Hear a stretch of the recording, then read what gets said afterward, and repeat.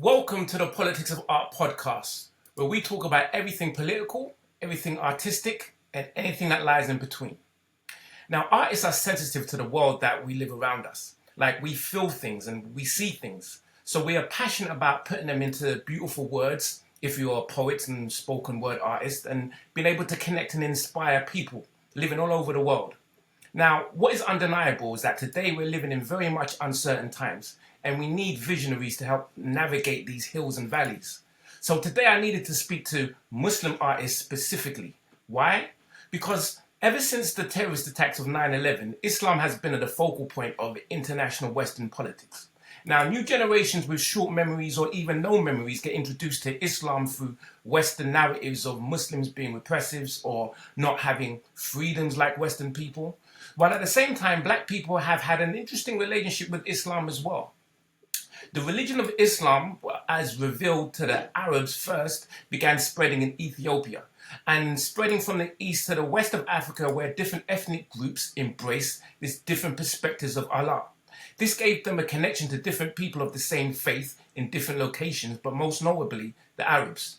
They, however, were used by the Arabs to enslave African people. Complicated. Though, through the many African converts, they grew into strong fighters, and people of the faith went on to conquer Europe and drag Europeans out of their dark ages, introducing them to science, maths, and nation building. However, during European enslavement of Africans, these Europeans had previously cleansed Europe of Muslims and forcibly ensured that no one who came as a Muslim remained a Muslim. This was largely the case up until Master W.D. Farad arrived in the United States and taught Elijah Muhammad the tradition of Islam while integrating black nationalism. So since then, and add to that the growth of immigration to Western countries, there's been a steady growth of the influence of Islam in the West and the threat it may pose as a united force. So today, it is clearly in the crosshairs and at a crossroads. So what can Islam tell us about the day we are in and where we should go from here? So in order for us to decode this, I needed to be able to invite some of my artistic friends to help guide us through the place that we're in. So without any further ado, I'm going to bring to the Politics of Art podcast a number of experienced and talented artists who are Muslim to have us have this conversation about where we are and where their art and also where their Islam has informed us of where we're at, and hopefully we can get a better insight to support ourselves and the world and navigate the various different waters that we are in. So I want to thank my Muslim family, Muslim artists for being here today. So the only way I can introduce you is to first greet you all in peace. Assalamu alaikum. Wa alaikum salam. Excellent. Salam. Beautiful. Walaikum salam. First person I want to introduce is my brother Ishmael. He was a former artist, a rapper, with the heralded Mecca to Medina. He now runs a PR project called the Salam Project, and his insight and his contribution to Islamic artists in the UK has been unrivaled. So welcome, brother Ishmael. Thank you for the kind words, brother. Assalamu alaikum. And I would say more of a Islamic arts activist. Oh, sorry, Islamic arts advocate. Sorry, pardon my bad Islamic arts advocate. That's all good. Yes. We're having a conversation. Anything that we get wrong, please correct us, so that we'll make sure we're on the straight path. Second, I want to bring to the stage a poet who has been processing her thoughts and her feelings through poetry. Aisha, the poet. Hi, assalamu Walaikum salam. Welcome. Next, I want to bring an old-time friend, a magnificent, incredible lyricist, goes by the name of Sister Munira. How you doing? I'm well. Thank you so much for inviting me. So glad to be here. All right. And lastly, also an old-time friend, incredible lyricist and rapper for many years, brother Hiram Abith. Assalamu alaikum. Thank you for the invite. It's an honor and privilege to be a part of this forum. Excellent. All right. Now, before we get into the meat of what we're here to discuss, I really want to be able to introduce and get a foundation of who you are and what you represent. I really want to start with Ishmael. So, Ishmael, you yourself being someone of Jamaican heritage, born in the UK, I'm Yeah. intrigued to find out how did you get introduced to Islam? I first got introduced to Islam, you can say, through Public Enemy, rap Okay. group. That would be the first, by listening to Public Enemy. And then my elder brother, because what it is, my uncle, who's from America, he bought a house in Queen's Park. And he asked myself and my brother to look after the house when he Queen's goes Park, back to UK. America. Yeah, pardon? Okay. Yeah. Yeah. The house in America. So, because he's from Okay. America, so he came here to Okay. invest. He does some business projects in Boston. So he Yeah. bought a house in the UK. So he asked my brother and I to look after the house. At this time, my elder brother was looking into Islam. Mm, So he used to play. So I used to come home from parties, raves, events, and so forth. And he used to play Muhammad Ali videos, Malcolm X videos. And he used to say, "Yeah, you need to listen to this." So at first, I just used to ignore him because I used to hmm be either a bit intoxicated or whatever. And then maybe after the fifth or sixth time, I thought, you know what, they're talking some sense. And then later on, he gave me a book on Malcolm X on Afro-American history, mm, where he talked about them. So I read that book, and then I started to get videos of someone called Ahmed Didat, who talked mm, about Islam in the Bible, basically. So it was through that journey, and then what was the cherry on the top is when a old friend knocked at my house. He said, "Look, let's go to Hyde Park Corner because there's some rapping and poetry thing happening there." So when I went to Hyde Park Corner, I met a elder called Mohammed Kaja, and Mohammed Kaja, I was telling him, he was trying to talk to me about Islam. So it's a man of Afro Caribbean heritage who was mm. dressed in African Islamic attire. And I just went over and started talking to him, and then we started to talk and relate and break things down. And then I would say a year after that, that's when I embraced Islam. Interesting. All right. Thank you very much. We're going to come back to you further. But I want to move on to my sister Aisha. Right.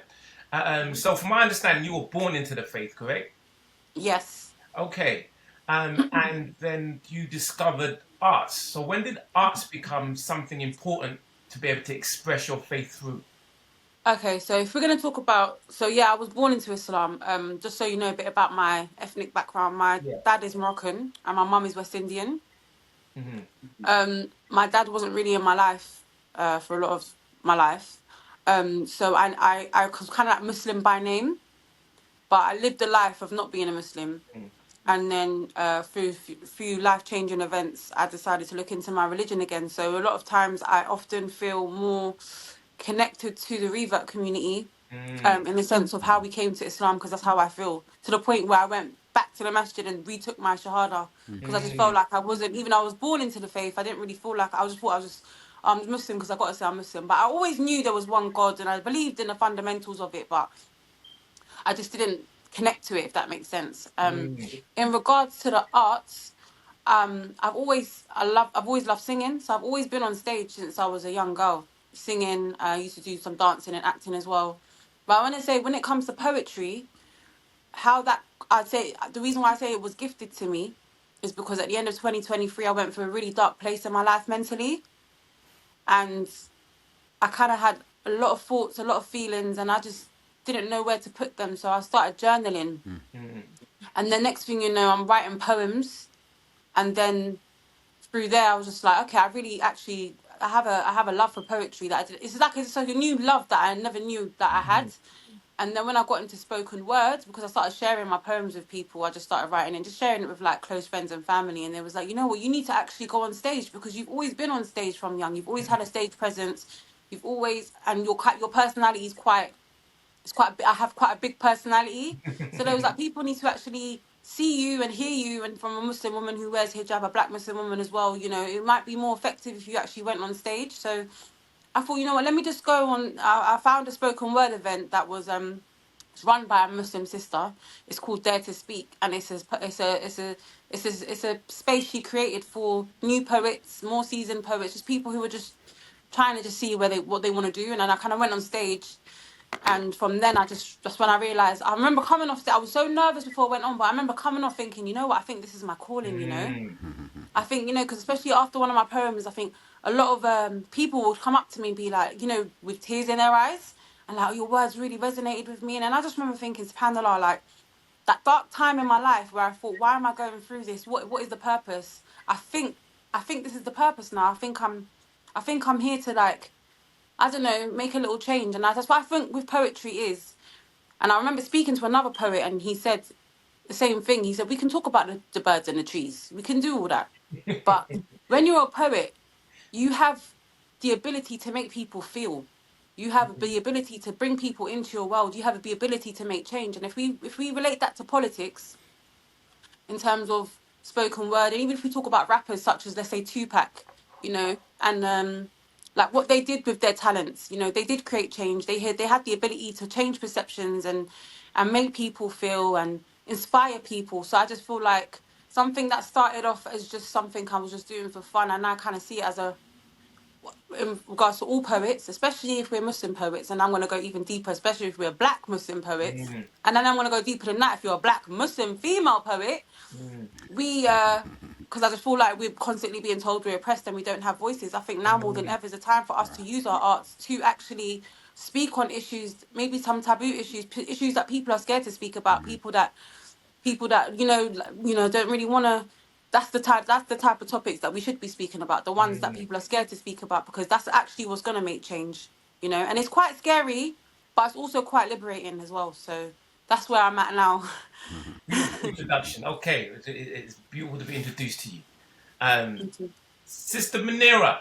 Brother Tugs. I am so intrigued to hear, about your journey as well. And before you do, I want to give a little anecdote. I remember, if you don't mind me putting you on blast, but I will. I remember when you became, when you accepted Islam, right? I remember that time, and it felt like I'd stepped into a portal, right? It literally felt like I stepped into a portal, and the reason being was that I remember us having a conversation. We were at some house party, or not a house party. It was a house gathering. I can't remember where it was. Um, but we were talking, and at the time, um, you were very critical of Islam at the time, right? Yeah. Very critical, and there must have been not too long afterwards.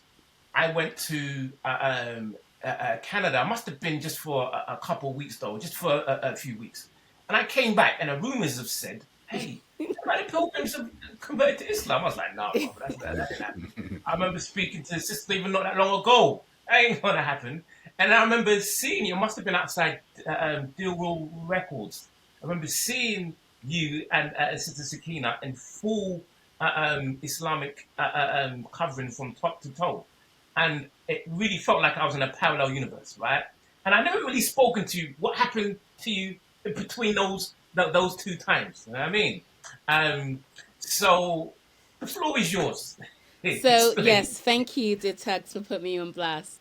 And to be truthful, I think Ish is here, and Ish probably has a similar story, because I think like the first time I probably met Ish, like it wasn't mainly me doing the speaking, but it was like very, very critical of Islam, and didn't think that it was something for me, which is really interesting when looking at my sort of story, looking at my journey. I guess many things become more evident or relevant when you look back at your story and like, oh yeah, that was always going to happen.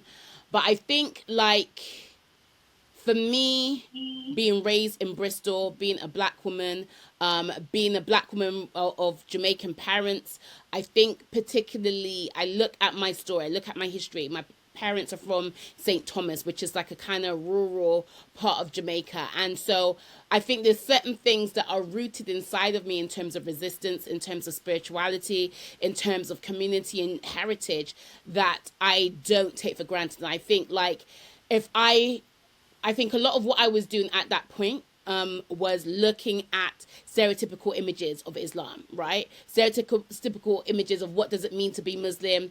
And I think I was very against that, thinking about things like just going straight there, like Arab slavery, thinking about the idea or the notion of like, in Bristol, where I grew up, for example, like there seemed to be a lot of South Asian communities, not so much now, but a lot of South Asian communities where it felt like their women were not liberated, right? And so that was my idea of Islam. So at the same time that was happening, in my head, there was something also happening, right? Which was I was being introduced to various different things, which I didn't know was coming from a Islamic perspective. Like, say, for example, I was introduced to the Nation of Islam. I didn't associate nation with Islam for some reason. There seemed to be a disconnect. And I think that disconnect was mainly around blackness and identity. I didn't see Islam as something that could hold blackness, right? There was a part of my journey where I was introduced to the Nubian nation and what have you.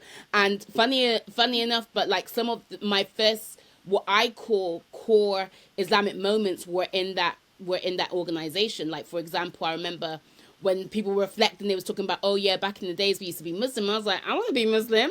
It's like, you can't be Muslims. We're not Muslims. I was like, I want to take my shahada, or even coming across Islamic words and Islamic phrases like subhanallah, alhamdulillah. I remember like just stumbling over these words and thinking like, where has this word that I've never heard of in my life, where has that word come from, right? So yeah, I was on one hand really critical of Islam, but at the other hand, there was something happening to me which I didn't even necessarily associate with Islam.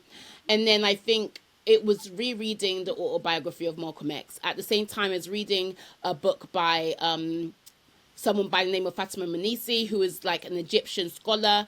And some people see her as a feminist. Personally, don't shoot me. I don't necessarily see myself as a feminist. I defend feminism in certain spaces because I think there's a space to defend particular things. But like, I feel like also historically, as a black woman, historically as a Muslim, like that concept has been used. And how many iterations do we need before plus size black woman who's neurodivergent, has some chronic conditions, can get liberation from this thing, right? So I defend it in some spaces, but I don't necessarily identify with it.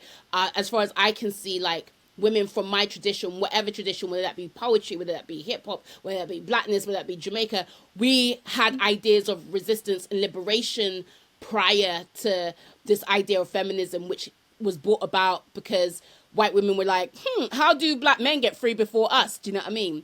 And so I think I remember the time, I think if I remember rightly, when you came to my house, I think that was in Walthamstow. And Walthamstow, when I moved... yes.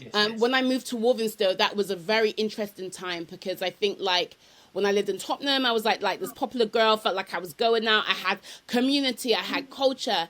And then I moved to Walthamstow and all of a sudden it felt like a lot of people who I considered community had locked themselves off from me, right? And so that was a time where I was like, oh, what does it mean to be by myself? What does it mean to reflect on my spirituality? I started going Ethiopian Orthodox Church a bit more. And then I saw women who covered their heads and like people who bowed as they prayed, right? And I was like, oh no, there's something really special about this. And I think from that point and from like the idea of like God direct me to the truth, and what I am supposed to be doing in this world, and that's when Islam started to manifest for me. So yeah, if you didn't put me on blast, Brother Ish could have put me on blast quite easily, so it's absolutely fine. This is host privileges. And if I'm correct, the particular branch of Islam that you subscribe to is Sufism, is that right?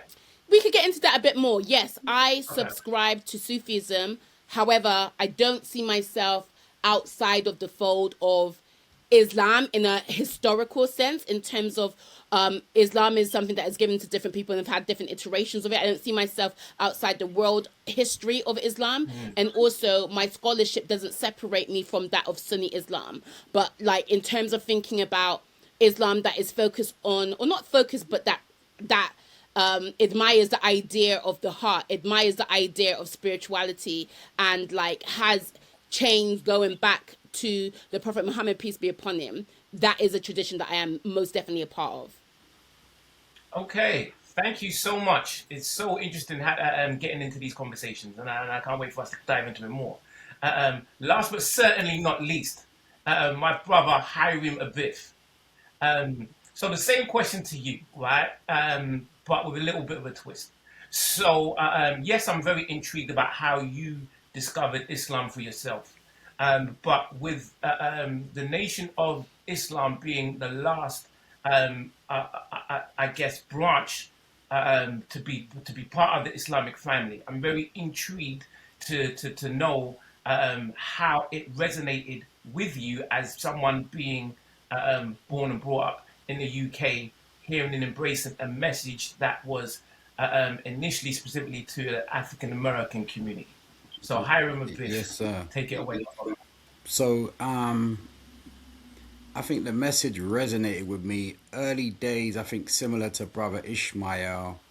I've always had like an inkling to conscious music, lyrics, and I think it really started in reggae music.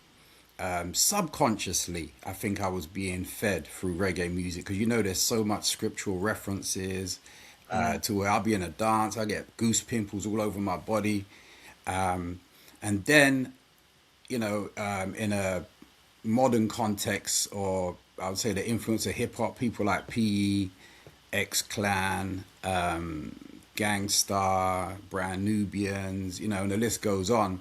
Because as you know, in the 80s, like hip hop was like very, very, very conscious. So the seeds were sown in hip hop and it got my attention, and I was curious about Islam. I didn't really want to change, in all honesty. And it was my older sister. So my whole my whole family is musical. Like both of my brothers play the guitar. My sister plays the violin. She could teach when she was 9 years old. She played for Birmingham Symphony Orchestra. My father was a DJ. My older sister was lead vocalist for Loose Ends. She sung songs like Don't Be a Fool. So my older sister, she used to get tapes from another artist, and he used to record the Honourable Minister Louis Farrakhan VHS tapes. So I heard my first tape and it blew my mind. I was like, wow, like this is what I've been waiting for like all my life.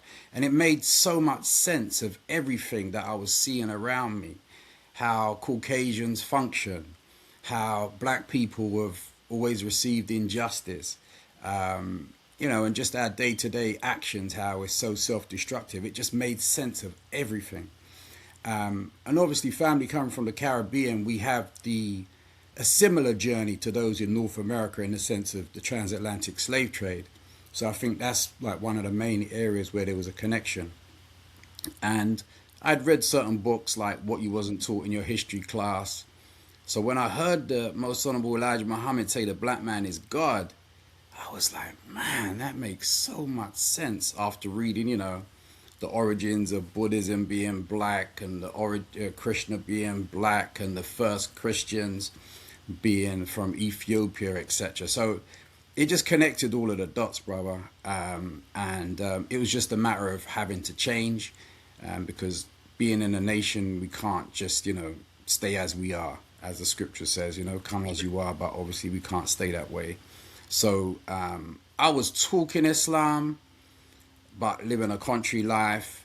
And eventually I was like, you know what? I told everyone I'm going to be a Muslim. But I was like, I got to put up or shut up. So in the end, I just, went to the mosque. I think you're probably familiar with it, the one in East London under Minister Wayne. I just, actually joined, and over time changed my life. Beautiful. So I'm intrigued, and this is an open question. What role do you feel that arts, coming from a Muslim perspective, what role does that play in the world today? And anyone can, let me pick so we don't have this awkward silence. Sister Aisha. I'm going to start with Sister Aisha. Sorry. So, what role does the arts have from an Islamic perspective in the Yeah, world today? yeah. From my personal opinion, I think this is just from my observations, and I could be wrong, but obviously it's my perspective. I think since the genocide, I think since October 7th, 2023, there's been a major shift in the world in terms, I feel like more people are waking up, and the people of Palestine have inspired a lot of people, whether you're Muslim or not, just in regards to their faith, just in regards to, you know, a mother will lose her babies and still say Alhamdulillah. And there's people who aren't Muslim, like, how is that even possible? How is she so calm? How is she praising God right now? You know? So I think there's a major shift, and it's not just, I think, from an Islamic perspective, but also from a humanity perspective. And I think a lot of people are waking up to the propaganda that's been shoved down our throats. A lot of people, like I said, whether they're Muslim or not, are saying, hold on, you know what? This whole villainizing Muslims, we're not falling for it anymore. Actually, we're starting to see who the real villains are. And it's just about coming together. And I just think now more so, you know, the war on Islam and Muslims. I mean, I'm from the UK, so I see it kind of like firsthand. What with the rise of Tommy Robinson, you know, not too long ago, he did a march, 150,000 people. You know, you got people on stage, politicians saying ban halal meat in supermarkets, and Islam is the enemy. You know, and I just feel like there's a correlation from what's been happening in Palestine and how the world has seen, you know, how corrupt our leaders are. And now they're just blaming everything on Islam. But people are people are not falling for it. And what's quite refreshing, like I said, is to see that a lot of non-Muslims are starting to not fall for the propaganda anymore. And we're starting to see that the powers that be are starting to lose their grip on the narrative. So there's just a major shift. And that's why I say, like, now more than ever, poets have such a big responsibility now to speak on this, you know. And poetry is becoming more, because I feel like with poetry, it brings life back to humanity, you know. And I feel like humanity is dying. So yeah, the arts it's now more important now than ever. And that's just like I said, from an Islamic perspective and from all sorts of perspectives. So yeah. No, thanks for that. Now, I mean, there's something that you touched upon, which is and it's so interesting that almost every one of you became Muslims, even though there has always been severe propaganda and the strong deterrence to folks who are outside of the Islamic traditions, right? Yet through those tensions, it managed to find you and managed to guide you. So what I'm really intrigued by is that, do you feel, and Aisha, you touched upon it, but now is a different time than the conflicts that we grew up in, whether it be the Gulf War, Saddam Hussein, the both Gulf Wars, the terrorist attacks, whereby there was definitely a strong level of Islamophobia. But are you saying, in your experience now, that is kind of waning and people are seeing the truth, or is the tensions as still as stark? Ishmael, go ahead. You give me that question, yeah? Yeah. As we know, poetry's always played a key point within society as well as Islam. So we believe and we know that at the time of the Prophet Muhammad, peace and blessings be upon him, he had a poet, a designate. He had a crew of designated poets. But the one that we mostly hear about is someone called Hassan ibn Thabit. May God be pleased with him. And basically, whenever he used, because as you know now, social media is the thing of the day. At the time of Shakespeare, it was theatre. So at the time of Prophet Muhammad, peace and blessings be upon him, it was poetry. So when the pagans used to disrespect Islam, he just used to call out Hassan ibn Thabit, and he used to challenge the pagans with poetry. And then, as we know, pardon? Yeah, so he was the original battle rapper. Of course, there were many before him as well, but that's in post-Islamic world. Yeah. And then we had in Timbuktu, there was many knowledge and sciences which was passed down through poetry as well. So many books of knowledge of fiqh, many tafsir of Quran, understanding of the Quran, many hadiths, many sayings, and many tasfir as the breaking down understanding of certain ayahs of chapters and verses of the Quran was passed down through poetry in Timbuktu, i.e., at the time of the Moors had numerous poets when they conquered Europe, and they who were living in Europe were passing down knowledge, information via poetry. Henceforth, the recent Black Holocaust that happened in the transatlantic slave trade, many of these poets from Timbuktu and the land of the Moors were taken hostage and taken into the Caribbean. So many knowledge, information, many news, i.e., whatever was trending, i.e., the equivalent of trending on Twitter, Instagram, was trending through poetry, whereby there were certain slave rebellions from Uthman Dan Fodio, who was a notoriously effective Islamic scholar from northern Nigeria, but his knowledge and information was passed down through poetry, which caused rebellions in Jamaica, in Brazil, and different places. So the power, and then there's someone called the Mahdi of Sudan, when he was fighting against the British in Sudan. Before he would go to battle, they would recite certain poetry with certain spiritual remembrance, chanting as well as poetry. So the power of poetry within our culture, this is what we know. And I'm 100% sure it's much more. There's a beloved brother called Dr. Dawood Abdullah. He's written a book on Caribbean slave rebellions during the slave trade. And he showcases in his book how much poetry was transmitted from Africa through the transatlantic slave trade to the plantations in the Caribbean that caused many rebellions. And at the time of the Maroons, not only in Jamaica, but in Barbados, St. Lucia, the Bahamas, and Trinidad.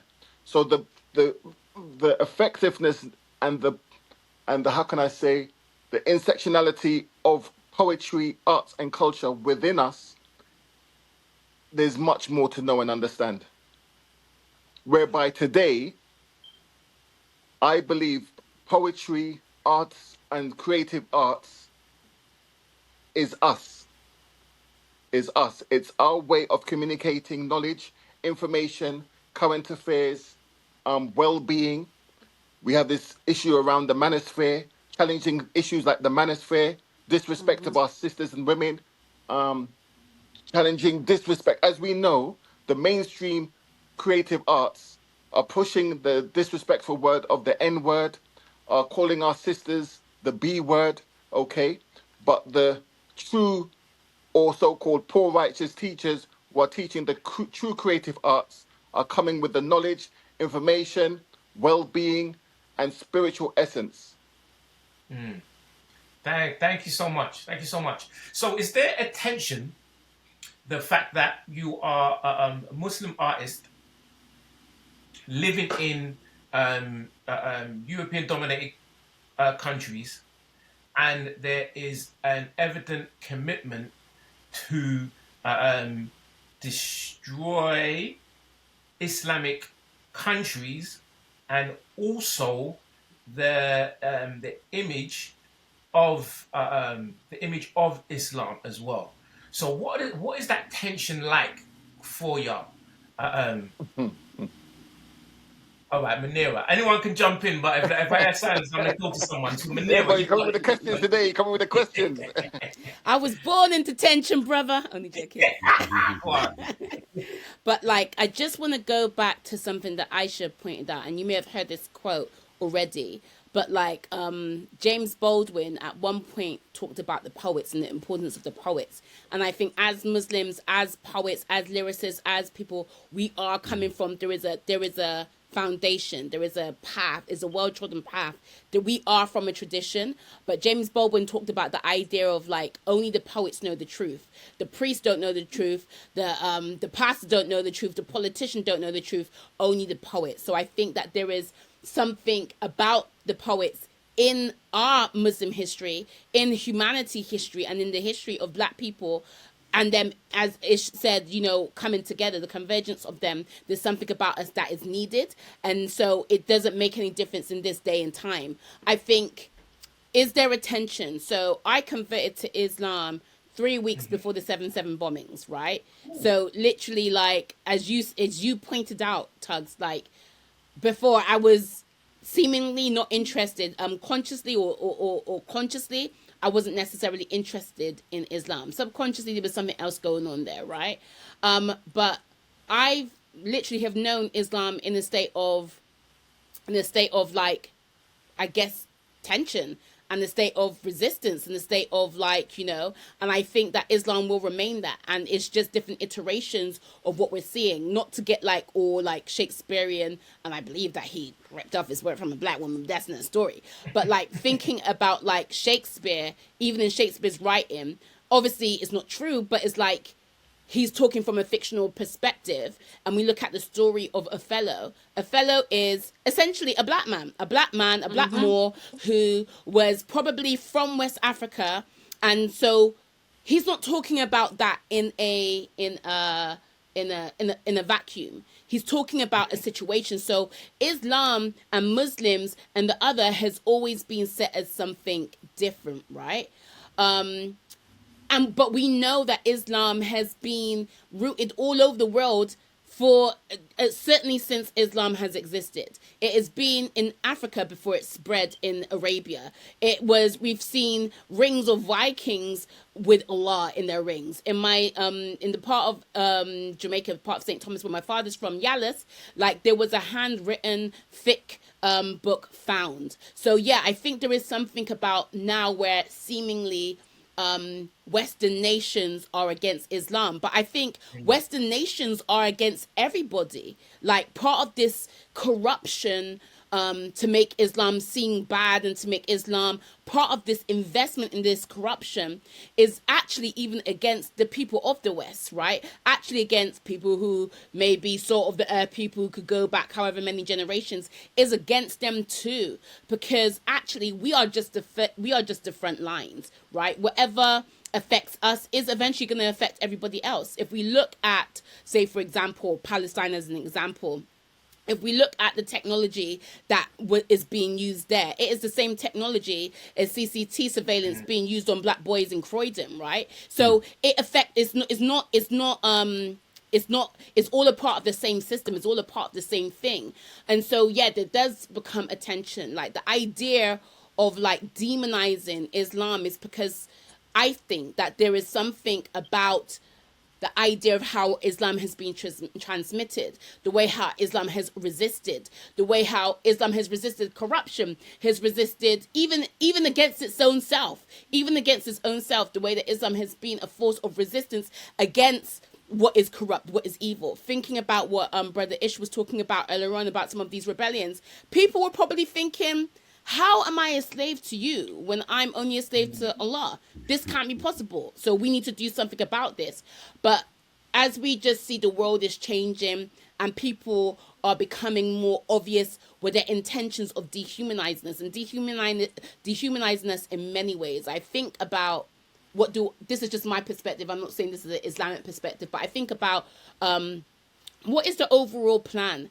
And I think part of the overall plan is dehumanization, whether it's dehumanization of us by like trying to strip us, trying to make us look like bad people, or whether it's dehumanization of us by making us the propagators or the people who are oppressing people. It's still a dehumanization. And I feel like Islam is such a humanizing religion. Thinking about, for example, Nation of Islam, how they humanize the idea of blackness and blackness being connected to spirituality.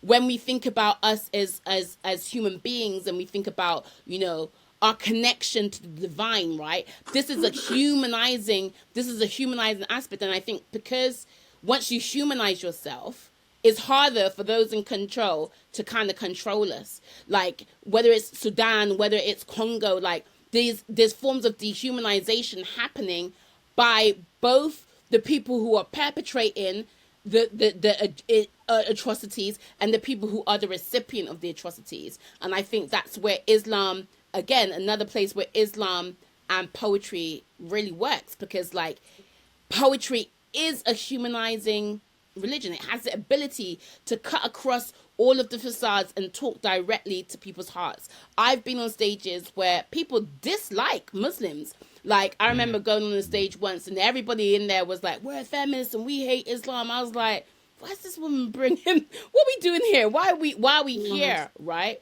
And I think when people saw us, and for some reason they thought that we had this anti-Islam tail. My father made me do this. My granddad. I'm like, no, I'm a convert, and this is something that I've chosen. And even if I was born into this religion and my father forced me to wear this, that's not Islam. That's a individual doing whatever they can, because for some reason they're trying to seek control, and Islam disrupts that.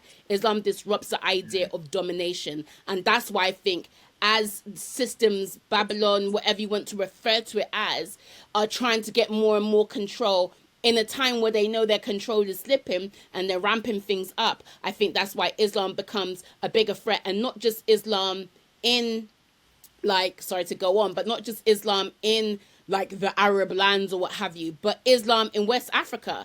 Like, Islam in West Africa has always been a problem for colonizers, but so what we're seeing now in Burkina Faso is just a re-emergence of that tradition. Like, when we think about what was known as the three great empires of West Africa, and some people even say the three great empires of Africa, they were Muslim empires.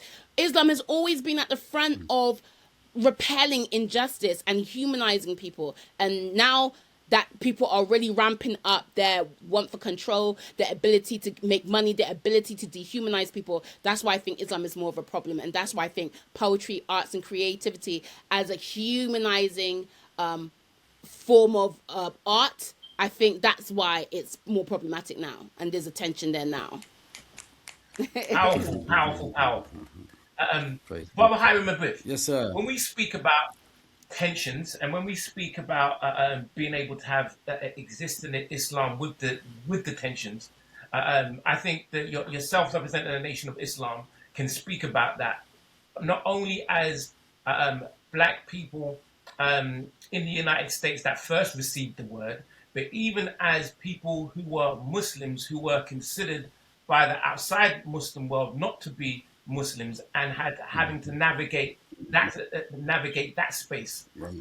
How has that experience been for you, especially growing up in the UK, where I guess the more examples of Islam that we had was from an Asian Pakistani perspective, and you had to deal with that level of tension. Did that ever compromise your perspective of Islam that you subscribe to? No, I wouldn't say it necessarily compromised it. I remember in my immaturity thinking, like, why was Islam revealed 1400 years ago, and for us to have a revelation recently, and that causes, for me, I felt it causes a lot of confusion. And then I realized that, just the fact that people know Allah's name, just the fact that people give the greeting of Assalamu alaikum, things happen over time in degrees. So I early on thought, it's kind of very confusing, the fact that there is, Islam has been revealed in the world, and then, the Nation of Islam has our specific way of expression. But that didn't necessarily cause any tension. It just opened the door for deeper study and understanding, that, the minister teaches, he did a lecture called Understanding the Nation of Islam in the West. And he speaks about, your mother might have taught you that 3 and 3 is 6. And my mother might have taught me that 4 and 2 is 6.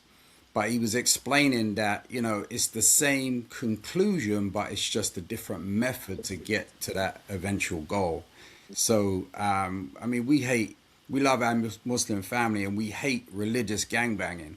And to be honest, where we started all of the gangbanging out here, I'm in America, there's a lot of set tripping and gangbanging. And as we know in the UK, there's a lot of that going on, but we started it. Because we like to, say my religion is better than your religion, whether it be within Christianity, whether it be within Islam. But it really shows a level of immaturity. And what I found is I would speak with people on the ground level, and sometimes there'll be tension. But the ministers always taught us, the spirit of unity. But for example, there was a brother I was working with, and I think he was a Sufi Muslim, and we'll be debating, and then he said, "Oh, he's Imam. I think he's from Greece. He's going to see Minister Farrakhan in Chicago."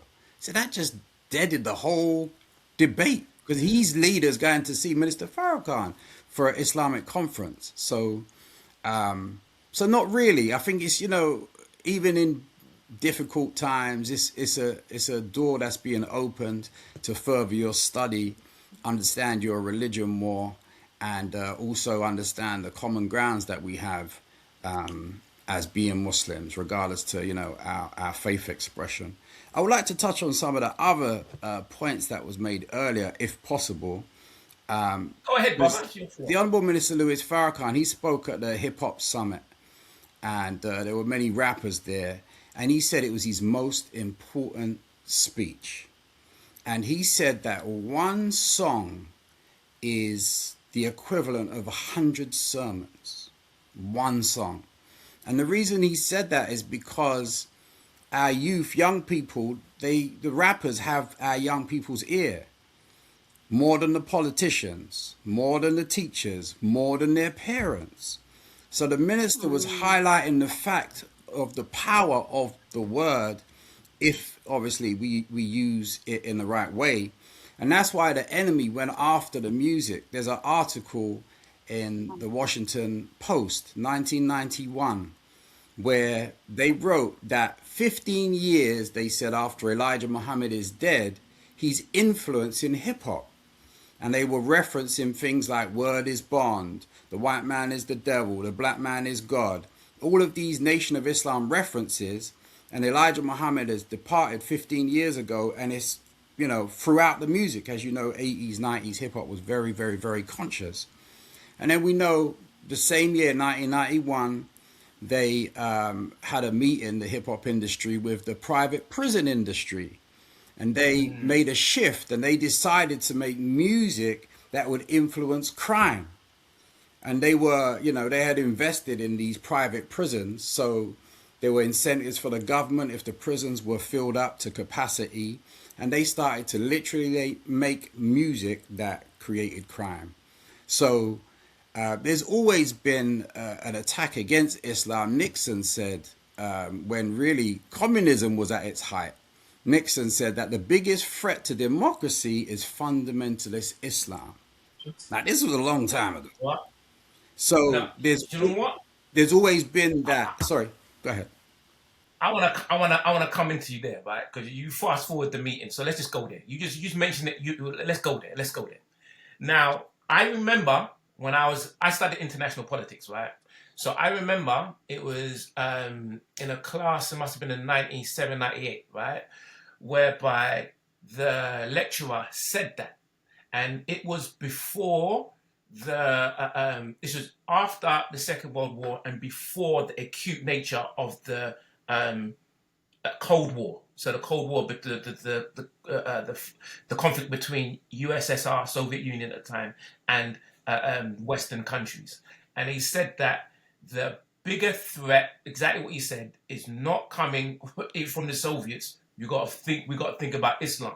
And when I think about the world that we live in today, this is something that would have been prepared for way back when. So we're not seeing the beginning stages of a conflict. We're seeing the end stages of a conflict that was long planned for. And this is one of the reasons I wanted to speak to you folks as Islamic artists, and the politics of what we're facing, and how has the politics of the day, the international politics now, impacted Islam and the relationship that you have with different strands of Islam. Because what we're learning now is that Islam is not a monolithic, and I think for a long time people saw it as such, but it's not a monolithic, and we're seeing tensions in a way that I never thought we'd see. There was one time I went to not one time, but I went to a mosque a few years ago, right? And it was and in it I was just taken away by what seemed to be the unity in devotion to Allah. And in my head, I said, "Ah, I just don't see how the Western powers are able to would be able to break the strength and unity that the Islamic devotees have towards Allah." Fast forward to where we are now, I'm seeing the level of divisions that I never thought I would see. So, how do you process this? And I'm happy to be more specific if you need me to, but I'm happy to keep it as an open question. Can I Yo, speak? go ahead. Let's go. You go, Speak. sister. Oh, No, because Letitia. I'm quite passionate about this because Let's do that. like I said, I'm born Muslim, but I've experienced so many different parts of Islam. In the sense of, so when I started practicing, I think I was around a lot of maybe Salafis, you'd call them. It was Mm, very much you have to do this, you have to do that. It's very harsh, very, I was conditioned, and I think from a young age as well, I think that's why I kind of fell off and said, you know what, I'm Muslim, but I'm not really feeling it, because I was kind of conditioned that Allah's just this angry being that just, if I make one mistake, I'm going to get punished and I'm going to go to the hellfire. And you got to understand, as a woman as well, who's mm, uncovered, even though I am covered now, and Manira, I'm sure you will agree, we still get it. We still get it from Muslim men. We still get it that if we wear makeup, we're going to Jahannam. If we're wearing a hijab, we're trying our best to hold on to our modesty. We can't, especially I come from a life of not being modest at all, to now, alhamdulillah, I'm enjoying being modest. I'm still getting called, I'm still getting hadiths thrown at me about going to the hellfire. I won't even smell Jannah because I wear makeup and tabaruj, and I just feel like it really affected my mental health. And I think when I went through that dark place in 2023 and I turned to poetry, subhanAllah, since I've turned to poetry, I feel liberated of how I look at Allah and how I look at Islam from such a spiritual perspective. mm, And I don't really like put labels on me. So, but I've always heard about Sufism and Shia, and I don't really know. I just thought, I don't know, I'm Muslim, I believe in the hadiths, whatever. I don't know, I believe in the word of Allah, whatever, and I'm still on my journey. But I think recently, since I've turned to poetry, I've actually started to look into Sufism just to know what it's about. And I feel like I actually relate to it. Like I said, I wouldn't call myself a Sufi, or I don't know, do you know what I'm saying? But I'm just like, I see it because it's full of love. This is what Islam should be. It's like love. It's like Allah is love, It's promised. And when you look at Islam from a spiritual perspective, and like I said, since I've gone on the poetry scene, I've met so many Muslims, but they're so different from the Salafis I was around. They see mm, Islam from, they're just full of love. They're just such spiritual beings, when we talk about the religion. Now, I'll give one example. I went to a poetry event and I met an Irish sister. I didn't even know she's Muslim. She doesn't wear hijab, nothing. But she felt comfort in coming to me and telling me, oh, I don't really tell anyone this, but I'm Muslim. So I was like, tell me about, like, I love that. And she was like, I don't look it. And I was like, oh, I don't worry about who you can't, I don't believe you can look like a Muslim. Your heart is a Muslim, basically. And she was telling me how she came to Islam, and she said that she had Somali neighbors, and she was always with them. They were also lovely to her, whatever. And then one day she just saw them praying, and she just wanted to pray with them because she's just interested. And she said that when she put her head in sujood, she started crying, and she felt that so close to God. And this is before she knew anything about. Obviously, we know as Muslims that sujood is the closest we are to Allah, but she didn't know that she felt it, right? And she said she cried, and then she took her shahada, and she's very spiritual. And I felt more closer to Allah speaking to her than I did any of these Salafis that know the Quran back to front and know all the hadith. Like those, I can't explain it. The ones that are like haram, halal, haram, halal. I actually went home that night and prayed, and actually like took time in sujood, because sometimes when we pray, we can sometimes just rush, and it's just like but that was, she boosted my iman more, mm. right? Than any of these people online that are constantly like shoving fear down our throats. And I just think, yeah, sorry if I'm going off, but just in the sense of No, no, like, no. yeah, Beautiful. it's just I just feel so much more liberated now, because now it's just like, yeah, I'm worshiping a Lord who is just full of love. He's merciful. And like I said, poetry makes you more spiritual, and I'm just, yeah, since I've turned to poetry, I feel more spiritual, and I see it from an Islamic perspective of, And I just feel like this day and age, there's so much hate, there's so much division amongst Muslims. We have the rise of like the Haram police who are openly online, you know, mocking sisters, you know, putting sisters down. It's like this day and age, like, and if we're gonna branch that to feminism, you know, just to be a Muslim woman and say like, hey, can I get a bit of self-respect? I'm being called a feminist, and if I'm being called a feminist, that means I'm not a Muslim, and if I'm not a Muslim, I'm a kafir. And it's just I don't know what's going on, but yeah, I don't know if you agree, Manira, like you said, like, and when you are on stage, it's true, we're getting it from the actual westernized feminists who are like, oh, you're so oppressed, and oh, you don't really want to wear the hijab, and oh, and then we're getting it from like Muslim men who are telling us it's just a lot. But Yeah. ironically, it actually increases my iman, and it makes me just understand that yeah, there's, you know, it's actually brought me closer to Allah when I kind of decentered kind of like Muslim men, if that makes, not Muslim men, but like just like all the kind of, they get, it's a lot right Sexist now. Muslim men. Sexist Muslim men. They should be protecting us, and they're not, Yeah. unfortunately. And it's like I told them, and I wrote it in a poem. I said we get abused from Islamophobes who say we wear too many clothes, and we get abused from meninphobes who say we don't wear enough clothes. And it's like we're getting it from everywhere, and it's just like it's enough. And then we got the feminists coming at us. Like not all feminists, like I said, there's different branches, but you know, you Yeah. get the kind of, I'll say the feminists that hate Islam basically coming at us saying, oh, you know, it's a lot. Then we get the Muslim men telling us that we're feminists, and it's just like, oh, but yeah, Yeah. Yo, I'd love for Manira to jump on that Yeah. yeah. and provide. Are you face the same thing, and how do you navigate that? Sister Aisha, like, what can I say? First of all, yes, I remember, like, yeah, when I first converted to Islam, like, for 5 minutes, I was Salafi, right? And then I just remembered that I found myself in spaces where, like, first of all, like, what had brought me to Islam was like this idea of wanting to know God, was thinking about tradition, thinking about heritage, thinking about culture, thinking about love. And then I bucked up on some like Salafis, and like, may God bless them and all that they do, but like it ripped something out of me. I remember once just being fully dressed, like more layers of fabric than I've ever had in my life, and going into a shop and someone's like, sis, sorry, I need to tell you, but your toenails are like showing, because I was wearing sandals, and maybe you want to think about that.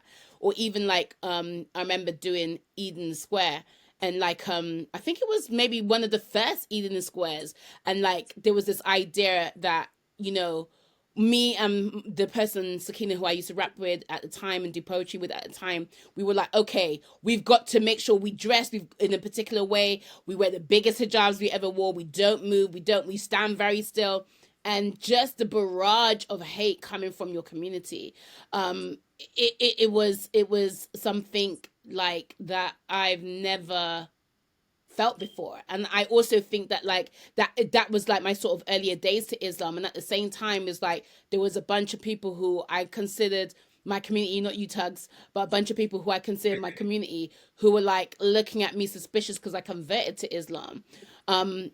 So first of all, I 100% identify with what you are saying. Tugs, so you asked about like you mentioned, you talked about the unity, this, that, and the other, right? And like you never thought that that would be able to be dividable, but it feels like it is in many instances. And I think there's several things about that makes me think that I haven't got a full thought on, but I'm just gonna say some stuff.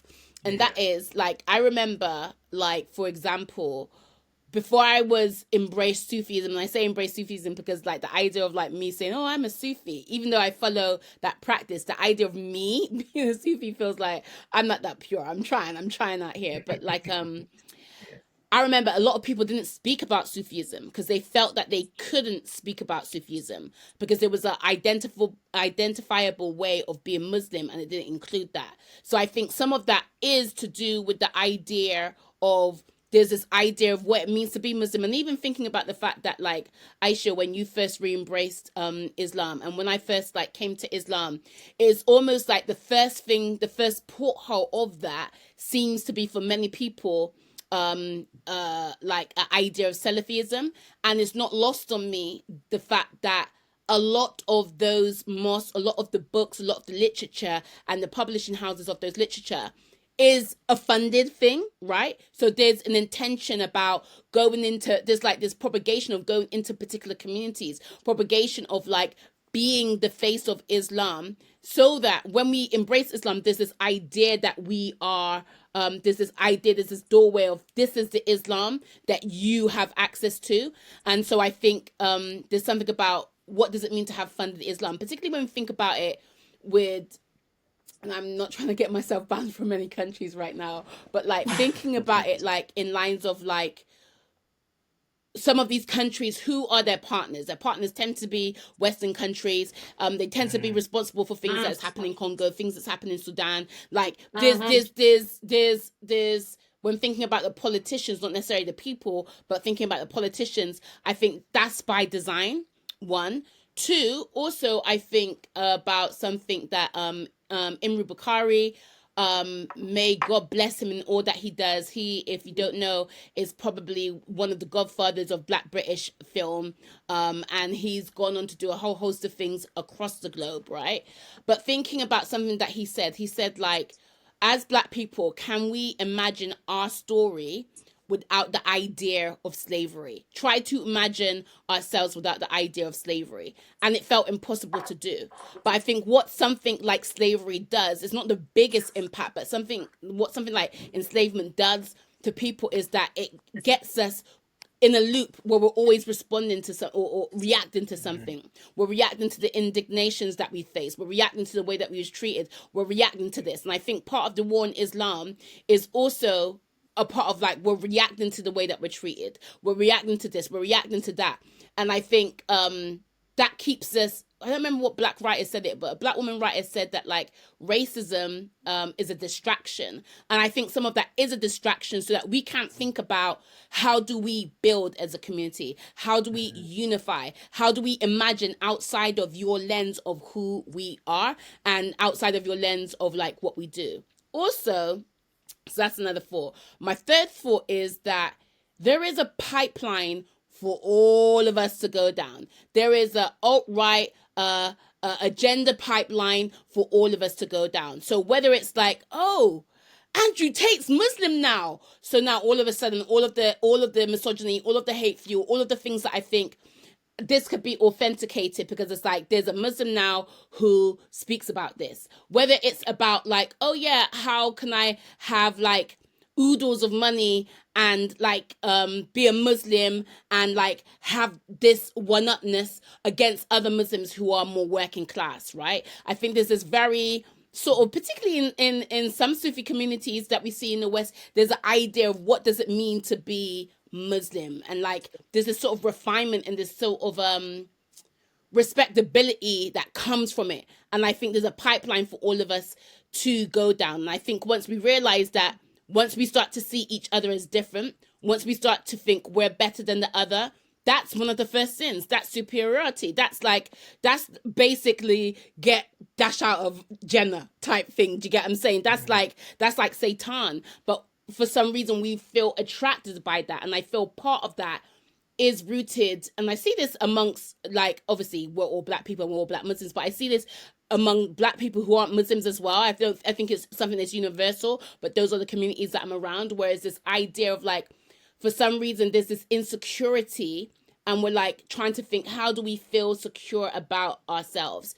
And I think superiority has always been a way. And that's a Western model that is never going to work for us. And not just a Western model, that's a Western Dajjalic model that's never going to work for us. And we're kind of playing a zero-sum game where actually someone else benefits and we don't benefit from it. So I feel like that's how division is able to happen. And once we're distracted from being able to think about what does it mean to love us and to care for us and to want better for us and to work for us without responding to just the indignations and without responding to the attacks. And that's what's so powerful going back. That's what's so powerful about what we're seeing, particularly in Sudan and in Palestine. We're seeing these people who are being dehumanized, but their dehumanization doesn't stop them from praying, doesn't stop them from calling out for justice, doesn't stop them. And I think the threat of that is really real. And part of the reason why there's so much division happening is because there's this want for us to think that we're superior to each other. And you even see it with like British white folk, who particularly working class white folk, who are like, I'm better than you. Why is it that you're in my country, sort of thing? So those are some of my thoughts. Cool. Yeah. Uh, Brother Ishmael, I see that you want the mic. You got the mic, brother. Yeah, so I was going to say something about. Okay.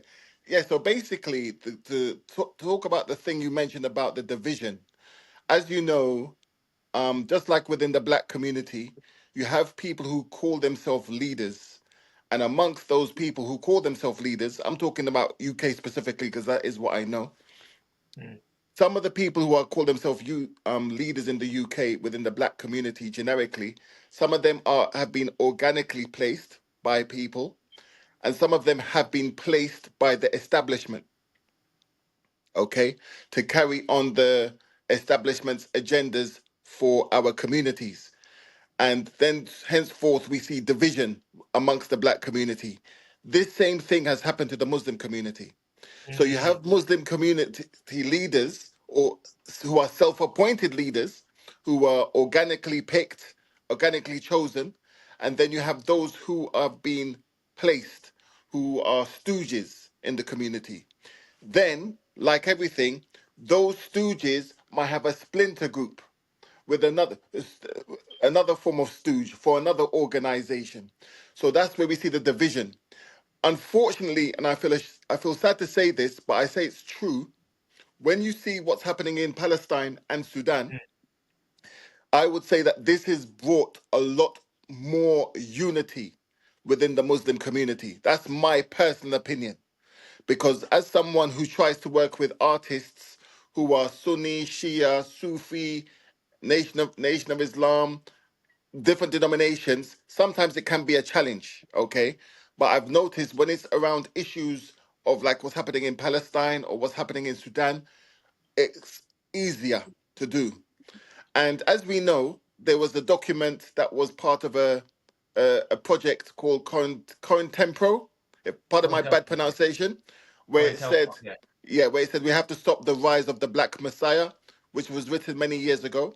Okay, Mm. if that was written about the black community, what do you think was written about the Muslim community? Mm. Also, I have to say as well that as this thing, this talk today also is also about prophecy. Prophet Muhammad, peace and blessings be upon him, he said the Mahdi will not come he put the lesser signs, and one of the lesser signs it says is when the sun would rise from the west. So amongst the scholars that I listen to, amongst the scholars that I learn from, one being called Sheikh Babika Ahmed and a few others, their translation of this, the sun rising from the west, is when there will be Muslims living in the west. Okay, so that correlates with that. So if this was written in prophecy, people already knew there were going to be Muslims here. And to conclude, I personally believe that organizations like the Henry Jackson Foundation, who are linked to Reform, who are then linked to MAGA, as the Deadly Trinity, I call them, and as my beloved sister Munera said, the alt-right, because there are many alt-right think tanks and policy-making organizations around the UK. And a lot of these people have been pushing an anti-Muslim rhetoric, have been pushing an how can I say, a eugenics rhetoric within communities. Because as we know, Britain, they're using this to blame so-called immigrants, children of immigrants, and the Muslims, so we could keep our eye off the billionaires who are ripping off the communities, ripping off British citizens, and ripping off the nation. So that's why we're seeing today, now there's people from the black community now. There's people even who are so-called born Muslim. Look at the guy, is his name Zia Yusuf from the Reform Party? Isn't he a so-called born Muslim? Who have jumped on a bandwagon, of course, involves a lot of money, in promoting this rhetoric in an anti-Muslim stance in communities. Mm. Well, thank you. I'm going to challenge something that you said with regards Please. to the fact that folks seem more unified, right? Um, from an international perspective, Mm. is there more unity or less unity, right? In the sense that I thought, and this is my assumption, that the Palestinian issue was a global, from an Islamic perspective, and even non-Islamic, but let's do it from an Islamic perspective, was a global rallying cry that there is no deviation from the belief that the Palestinian people deserve justice, right, and deserve their own land, right? And during the time of October 7th, since I've been listening to various different commentators, and they've got very different perspectives, discussing things such as Saudi Arabia really is helping the Israelis. I was like, that can't be true. UAE is really helping, the Israelis. Well, that can't be true. Like, they're Muslims, they know the coup. Even Turkey to some extent. And then we had the Council of Islamic Countries, and a lot of people. I was like, oh wow. Once the Islamic countries come together, watch, there's going to be a complete difference and change of day. And that day never happened. And then Yeah. what I realized was that Iran was looking at these folks, in my perspective, I'd say. They're looking at these folks, they're jokers. Like, we're willing to go to the nth degree to defend the man, them. But these folks are jokers and not being serious about what needs to be going on with.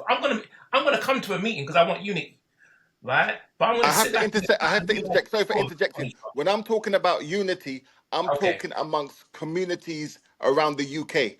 I can't talk Okay. about international because when you, as you know, Tugs, better than myself, when it comes to the international and it comes to politicians, that's a different ball game.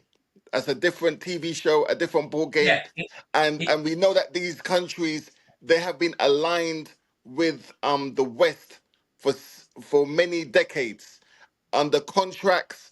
There's a book, I don't know if anyone's heard of it. It's called Confession of a British Spy. If anyone has seen or heard of that book, read that book. It would show you. It showed me on how certain countries have made links with certain Muslim countries, and not only, and the ties are beyond belief and beyond. I'm talking about from the UK, because in the UK, for example, sorry to go on, we would organize things. You could ask Sister Munera, and someone follows this sheikh and someone follows that sheikh, and they wouldn't sit on the same platform. mm, But if it's about what's happening in Palestine, if it's about what was happening in Sudan, if it was about what was happening in other countries as well, there was a time with there was an issue around bring our girls back in Nigeria. yeah. They would sit on the same platform. So I would say in that context, in a community from a nationwide UK angle, I would see you would see more unity. And some of my counterparts in America have told me they've seen this there too. When they're organizing community mobilization initiatives, they can get people from different sects, denominations who follow different sheikhs, scholars, tariqas, and so on. But when it's around certain other normal everyday issues, it's like Mission Impossible. All right. Appreciate the clarity. I know you said it's a different show. We're gonna go there on this show though. Hiram a bit, brother Hiram a bit. I want to ask you this question. Hiram a bit. Do you know the very interesting thing is this, right? Me analyzing the issue that the Muslim world is going in now, and I look at it from the lens, from a black lens, kind of like what Ishmael was saying. And when you look at it, I kind of feel like Neo from the Matrix, whereby I'm like, oh, this is the play. You can see what's about to happen next with the play based upon understanding the actions of what Western powers, European powers have historically done. Now, no one knows this better than the Nation of Islam with regards to how that has been the target with regards to the black communities. And I'm intrigued to know that, I guess this is always a dream in my head, but as a result of that lived experience of dealing with hostile Western powers up close, and with the Islamic community coming under that scope and that fire, is there a level of consultation, guidance, that the Nation of Islam can give the wider Islamic community? I know you can give it, but is there that level of coordination, cooperation, and support? Because whenever I hear, for example, whenever I hear decapitation strikes, right? They brag about it now. They didn't brag about it back then, but they brag about decapitation strikes in Iran and decapitation strikes in Yemen, etc. When you look back to what happened to the black folks in the 60s with the death of Fred Hampton, the assassination of Malcolm X and Martin Luther King, these are decapitation strikes that was designed to make sure the next generation is in disarray. So once we Hmm. had the black leaders gone, we had the gangs and the disarray that came out of it. It's the same playbook. So that question again to yourself, Hiram V, is that level of consultation, coordination, and communication that happens?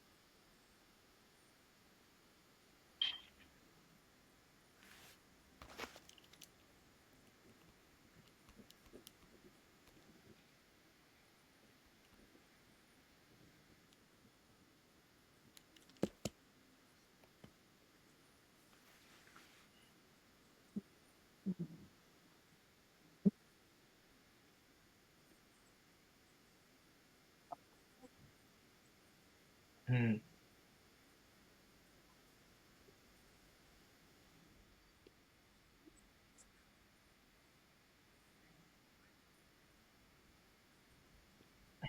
mm,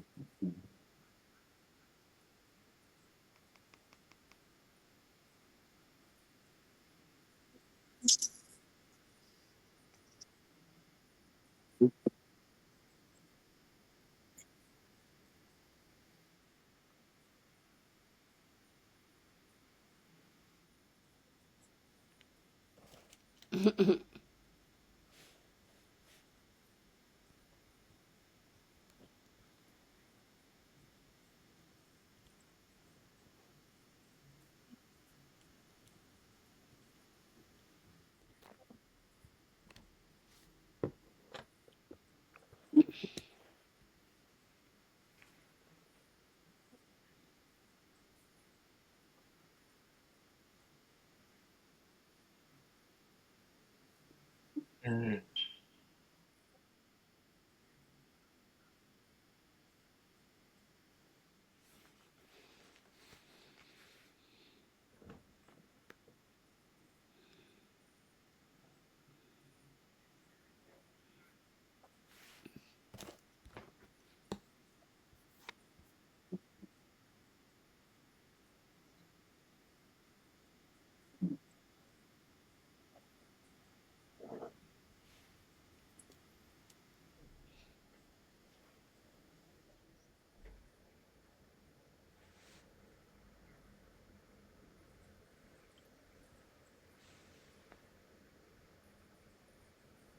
mm,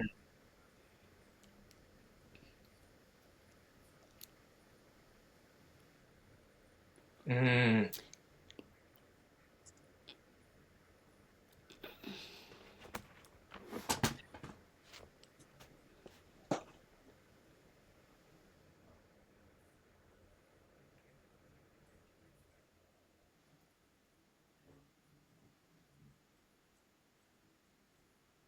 I remember that. Yeah.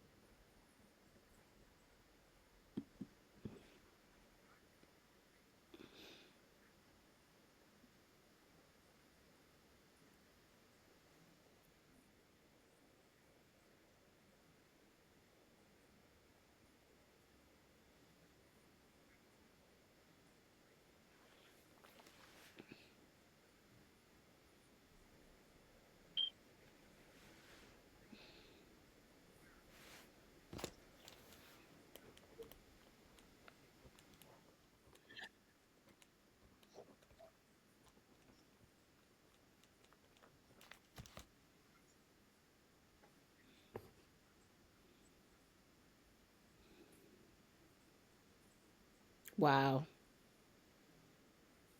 Mm.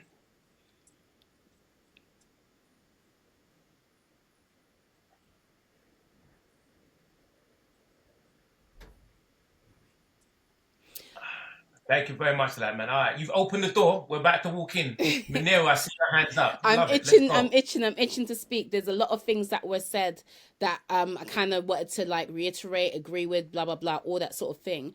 But first of all, going back to what we talked about in terms of community, I think something else that we need to consider, and unity, shall I say, is that like we know about the thick of how to do wudu. We know about how to pray, how to wear your clothes, how to do this, how to eat even. We know about all of these different things. But oftentimes what is not spoken about is the thick of community and our responsibilities to each other. And I think in this day and time, we need to take more time to think about what is the thick of community, what was taught about how do we treat each other, how do we, focus on those things which seem like airy fairy, but actually when we think about the Quran, when we think about scholarship around the Quran, scholarship around Islam, there's so much about community that for some reason we don't really think about it as law or as fiqh or as a way to live. It's more like, how do you get dressed? How do you eat your food? How do you do all of these various different Hmm. things? And I think it's all as important as each other.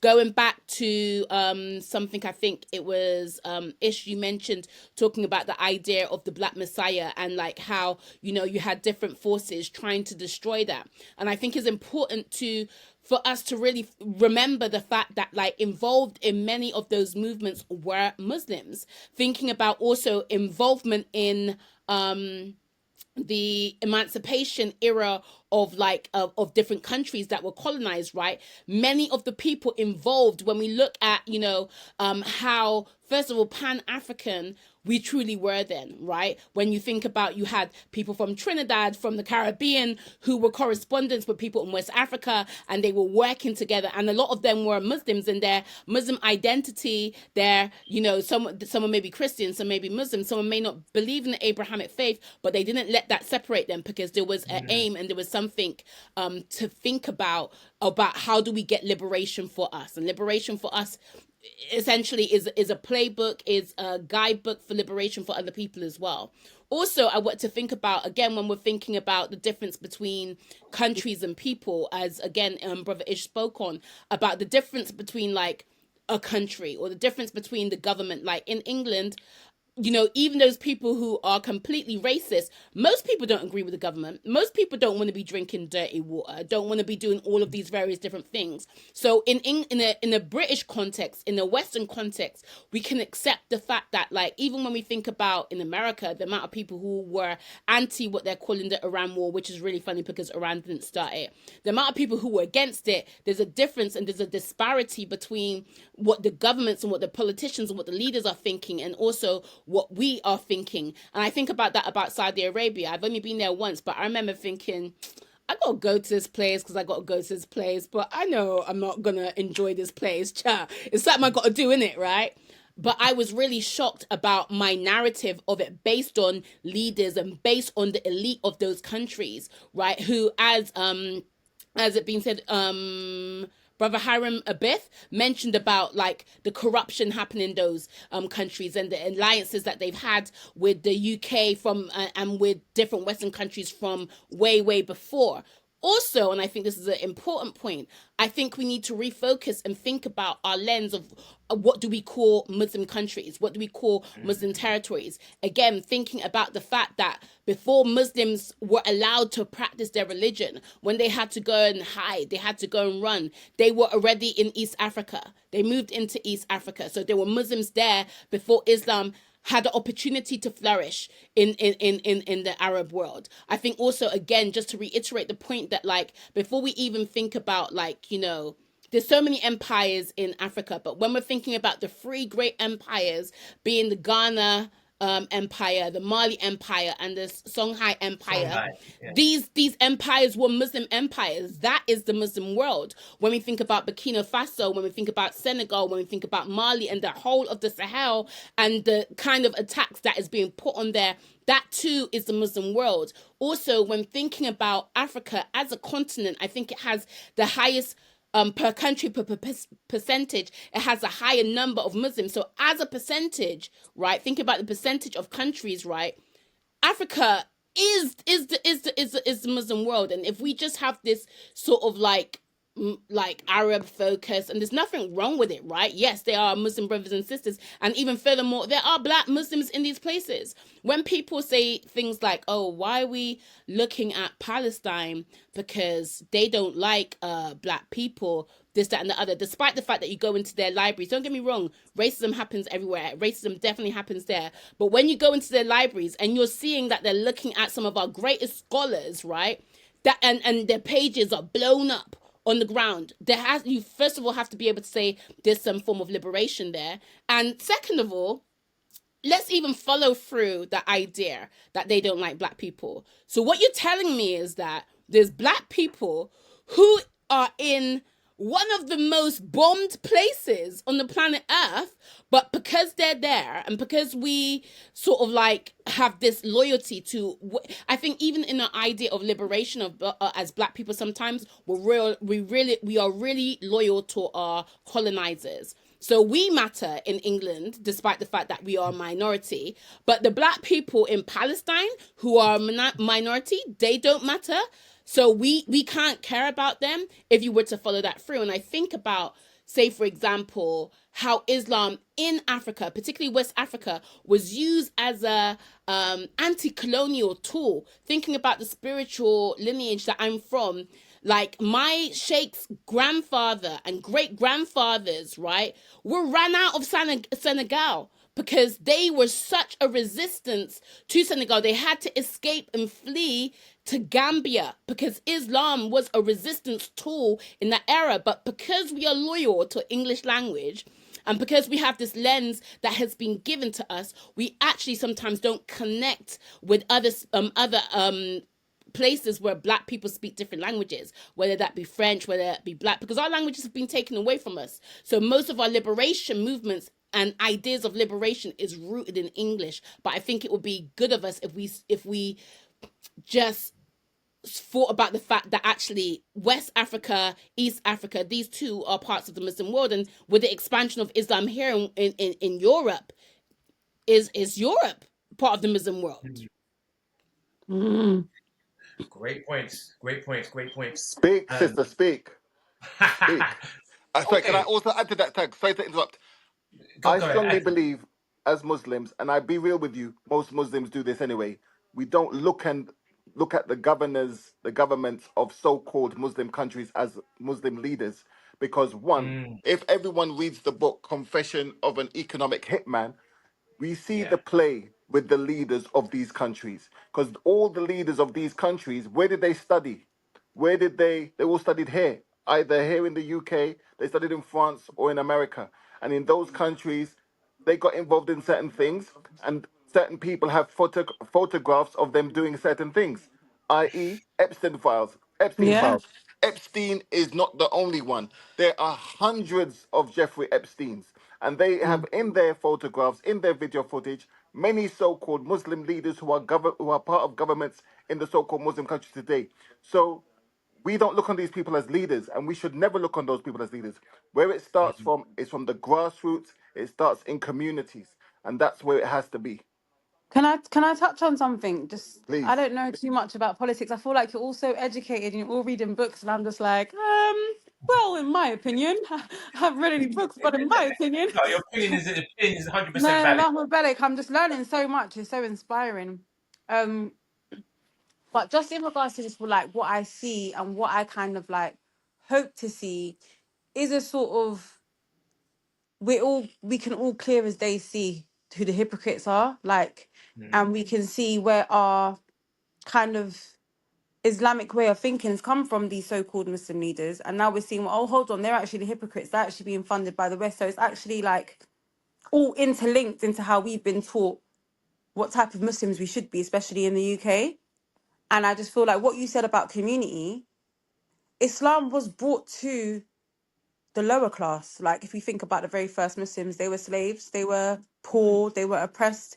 They are the ones, like if you think of Bilal, for example, like he's the reason why we call the Adhan, you know. It's his voice, you know, and it's like, in a way to explain it, it came to the bottom barrel of society, and they pushed it through. They fought the wars. They're the ones that won the wars. They're the ones that had the drive. Um, and now I feel like there's a shift happening where it's being brought back down to us, back down to the oppressed, back down to the low level. We're no longer looking up to the Saudi officials and all these so-called Muslim leaders and all these so-called Muslim countries. We're starting to see, actually, it's the heart of Islam comes from us, community, people. And I think, as much as, yeah, I feel like there's like I said, there's a break. There's like the community on the ummah on a wide scale needs to be broken. It's being broken. It's being destroyed, but to be rebuilt into something better, stronger, and more sincere. And we're cleaning out all the rubbish, and we're rebuilding from scratch on a much more stronger level. That's how I feel. That's how I see it, and that's how I feel like it's gonna be. Because everyone talks about, oh, it's so depressing, and it is depressing. But like countries like Iran, for example, right? And it kind of brings me back to the Battle of Badr, you know, where Muslims did not have the upper hand. There was only 300 Muslims, and how many of the opposition? But, and it's like with Iran, they are kind of, I mean, like I said, I don't know too much about politics. What I can see, and from what the narratives that I'm hearing from different experts are saying, is they are winning the war, and they are shocking the likes of Donald Trump. You know, they are using cheap weapons to destroy weapons that are worth hundreds of millions. They are, you know, really destroying America financially, you know. And that, you know, they don't, it's quite inspiring, because it's like you wouldn't think it from them. Like, it's annoying when you like, you look at countries like Qatar and Saudi Arabia, and it's like, if they really had the heart of the ummah, they could obliterate Israel and they could obliterate US. But obviously that's not Listen, happening. But what we're seeing is country like Iran. I don't know, they're giving us hope in a sense. And I don't you know know if I'm what? making sense, but You're yeah. making perfect sense. You're making perfect sense. Because it's like, I'm coming to yourself, hi, Mabiff. I am. But it's like the the image of that the Saudi Arabia and that Arabian Peninsula. They pulled what I call a Kaiser Soze on me, right? Because it's like, from that film Usual Suspects, Yeah. because I thought they're gonna be riding out at dawn. This is the Mm-hmm. time. And then when I heard last week, a couple of weeks ago, that they're now going to support the US against Iran, I was like, whoa, whoa, whoa. That made absolutely no sense, especially when Iran has said, you know what? All they need to do is expel the enemies, and we can work together to secure the area. Like, it was a no-brainer. So all of this is, it's a level of it's a wow. But brother Hiram Abiff, come. I definitely do want to come to you. I saw you had your hand up. I wanted to ask you a question. You had your hand up, man.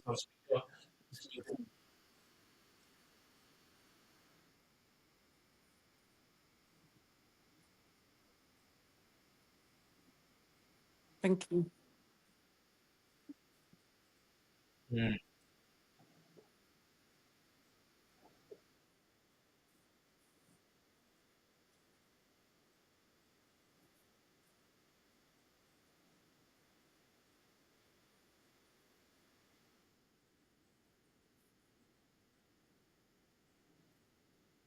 Mm-hmm.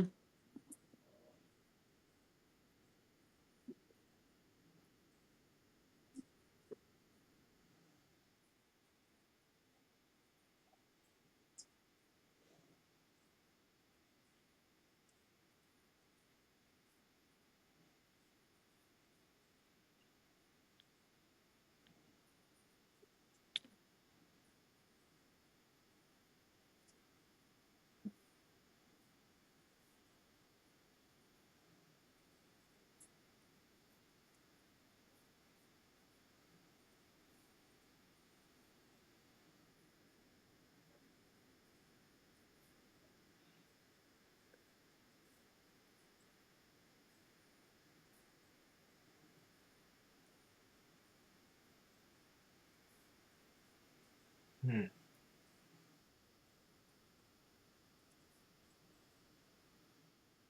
Yes, that is.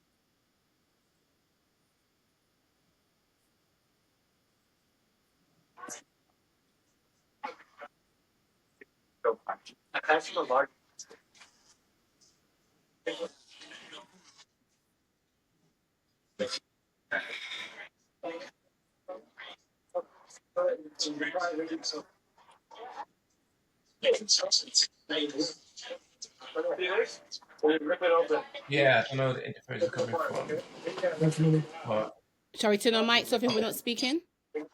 yeah.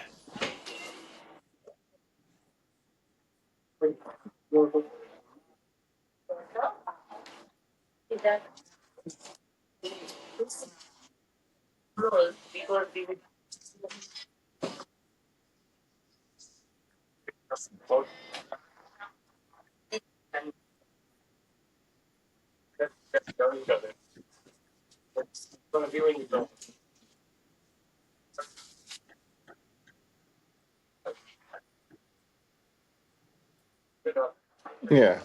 But we have to say also people like Marcus Garvey, who came, the Honorable Marcus Garvey, who came before Elijah Muhammad. He had a lot of Muslim influence, and whereby his mentor was a Muslim, Dus Muhammad Ali. Dus Ali, who's Sudanese Egyptian. And everyone knows within the UNIA, Islam was very prominent. And this was in the around 1912, between before the First World War. And there was even a debate whether they were contemplating making Islam the official religion of the UNIA. So within positive black movements, and also you have people like so Noble Jew Ali, people like Elijah Muhammad, and many people who went on to start movements and organizations. Many of them started it out in the UNIA. So people like, and Marcus Garvey, he was targeted by the same forces that you mentioned before, whereby they tried to stop his Black Star Line. Mhm. So, but I believe personally, sorry, and I'm going to be sound a bit biased. I believe us here in the UK have a unique angle to this situation, because the UK, London, I would say, is the center of the world. From what I remember, I saw a lecture where the minister, he said, America is, please correct me if I'm wrong. He said, America is the playground, but London is the office. Mhm. Has anyone recalled that one? Has anyone heard that Yeah, before? it's Islam is the head of the snake, right? Maybe that came later, but I'm talking about the office part, the office. Okay, Right, okay. because so us here in the office, we have a unique situation, which is much different from our brothers and sisters in America, whereby in the UK we enjoy much, we enjoy certain liberties, we enjoy many privileges, and we also we're going through hardships with things like Islamophobia, the alt right, the growth of the alt right, issues around Brexit, and organizations who are, like what Sister Manera said, who are demonizing Muslims, dehumanizing Muslims, demonizing immigrants, people of Afro-Caribbean heritage, and demonizing and dehumanizing. I can't remember which one I said first, but dehumanizing and demonizing. So I think we have a part to play in a positive outcome. And as a person, as a human being, we pray for peace. And I believe there's a way of peace activism that can be relayed from here in the so-called office that can be relayed into Africa, the so-called Middle East, which is Northeast Africa, in Asia and many parts of the world. And we underestimate our station here in the UK. I'm going to say something very controversial. As someone who's worked with many Americans, many of us look towards America. Many of us look towards America and Americans for our salvation. And I don't mean no disrespect to anyone, but we have to understand us in the UK have a unique dynamic, a unique experience, and a unique morphism of issues to deal with, which is unique than any other community in the world. Do you know what? I hear that, right? Because I don't live in the UK now, that talk is said by everybody. You know what I mean? And one of the things, when I came to Toronto and I was now trying to give them my UK experience, they say exactly the same. We're different, we're unique, like that. And what I realized, and I remember when Twilight Bay, God rest his soul, came to the UK, he was said the same thing. Oh, you're different from the States, blah, blah. And what I realized is that it's kind of like that mathematical equation in the sense that regardless of where we are regionally, we all got something to bring. And we can't dismiss our experience in the UK, neither can we dismiss our experience in Canada or the States. Agreed. But it's like Agreed. we are an important component in being able to understand each other. And what I say being in the UK gave us is the multicultural ground and understanding, and being so close to the seat of power that has Yes. impacted the rest of the world. It does give us a stronger bicep, so to speak, in being able to Yes. communicate with the other folks. I don't, but it's sorry, go ahead. Ish, your mic, Ish. Sorry, if you could put your mic Oh on. yeah, Ish, when you're not speaking, if you could just turn yourself on mute because I can hear your background. Thanks.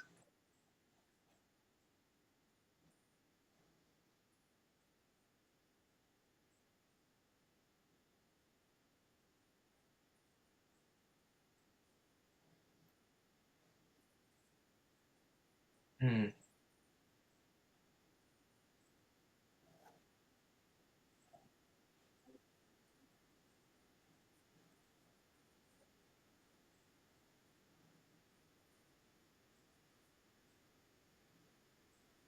mm.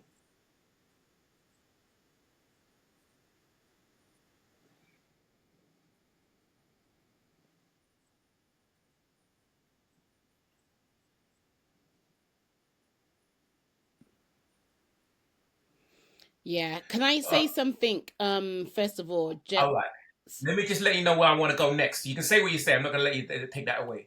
But I want to now go into understanding some of the prophecies in the Quran, and does that match up to where we are? But yeah, these are Sister just three Manila, go short ahead. things. First of all, just Sister Aisha, like, you're great. You're absolutely, and I think there's an idea of knowledge and like Thank you. an idea of knowledge from books and things like that. But I think what has helped us as like Black people, as Muslim people, as humanity to survive this far is what's inside of us. And I feel like you're tapping into that. And so I think everything that you're saying is right and exact and like resonate with it and is inspiring. So Thank just to you. say Thank that. you. Also, Real talk. also I wanted to say something about the fact that like I guess it's not, this is based more on time, but like you guys are talking about location. But Frantz Fanon said each generation must out of relative obscurity discover its mission must discover its mission and to fulfill it or to betray it. And I feel like wherever we are, whatever time zone we're in, there's a mission that we have essentially, and we're either going to like fulfill it or betray it. And I think it is for us to identify what are the unique factors to us in the UK, what are the unique factors in different places around the world, and try try to like honor it and try to fulfill it as opposed to betray it. There's and also one more thing, yeah. Hiram, brother, thank you so much, because you said something which finally just dawned on me, and you said you mentioned the return of the Mecca. I was like, oh, that's what Pete Rock and CL Smooth was talking about in that album. So thank you for that. Beautiful. Can you guys hear me? Okay, cool. I thought I turned myself off mute by accident. But okay. So all right. So here I'm asking you folks to be in a position of teacher right now, head of the classroom. Now, I think when we look at prophecy from the perspective of the Quran, right? I would say, and you guys correct me if I'm wrong, that the prophecies were very esoteric and metaphorical, whereby it would speak of the impending doom, or the impending end of the world, or the impending conflict, so to speak, right? And what many folks have tried to do is to try to match the prophecy with the reality, right? And I wanted to I guess, to unpack if folks here have a greater understanding of what those prophetic elements, sayings, warnings, guidance were, and whether you see the political experience as reflecting that. I don't know if there's a volunteer to go first on that, or I should pick. Manira, go ahead, man. It's interesting because I was actually going to say something, and I was going to say I don't actually know much about the signs, like major, minor signs of the Quran. Like, what do I use to sort of like think about what times are we in? Are we in end times? I think it's about like my ideas of Islam, generally speaking, is about some of the signs that are there, which I don't really know about, but also like from my journey, my historical journey, in terms of being a Christian, in terms of thinking about other communities and thinking about the fact that like people of various different philosophies are saying very, very similar things. So if you were to ask me like about the science of the signs of the end of the times, no. What I can say is that I know that for many people, they believe that many of the minor signs have come to pass, and so what we're waiting for now are just major signs. But I don't know much about that. I know there's this idea of like, and it's this impending threat that Israel keeps having about like the land of Palestine, about particular religious spaces there, and basically about that.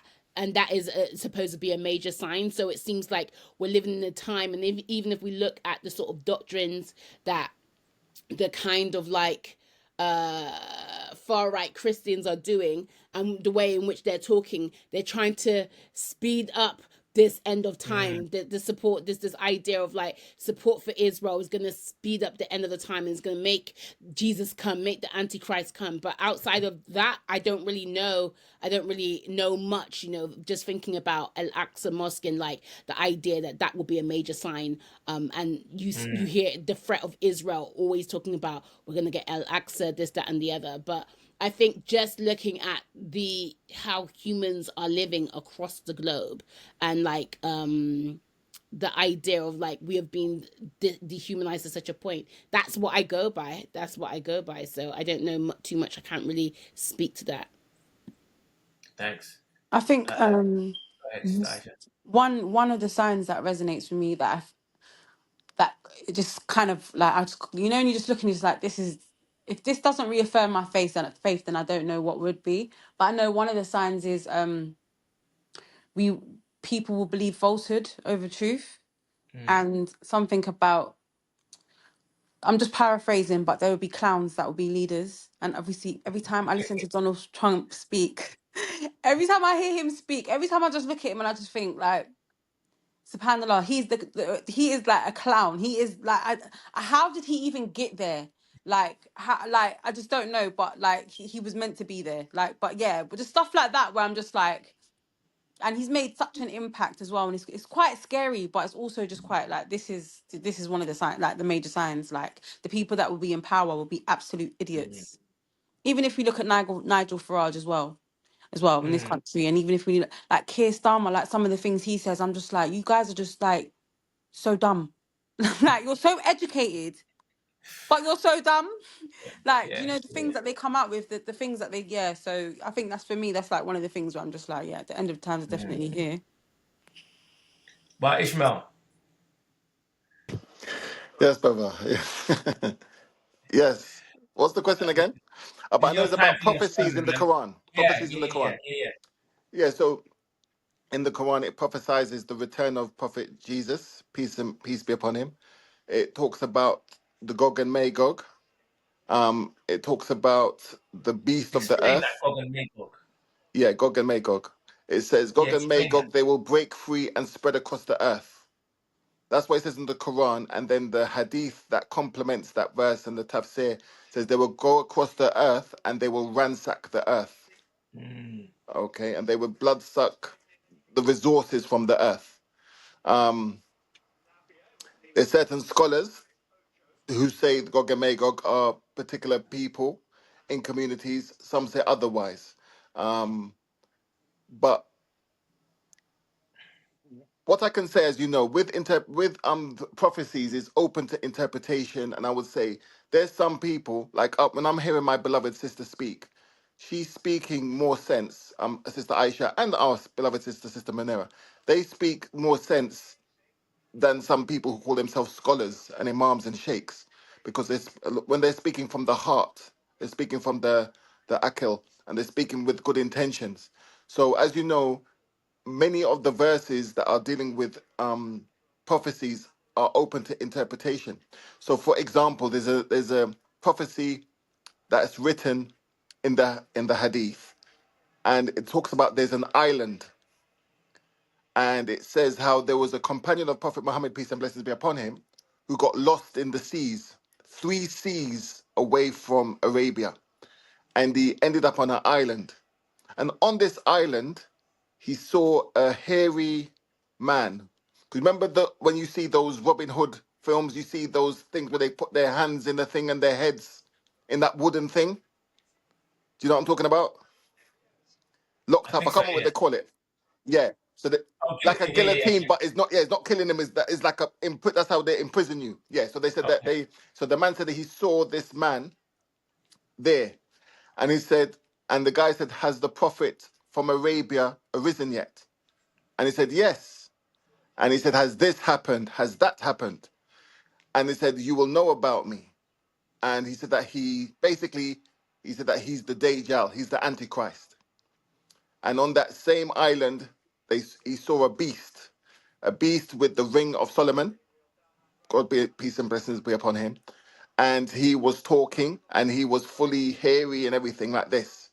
So this is a famous hadith, and so some people are of the belief that the Dajjal is here already. The Antichrist is here, but he's locked up, but will be released when the time is right. So then some people of knowledge and scholars and people, they believe that certain people in power behind the scenes are trying to push what's going on now, trying to hurry the arrival of these entities to our sites.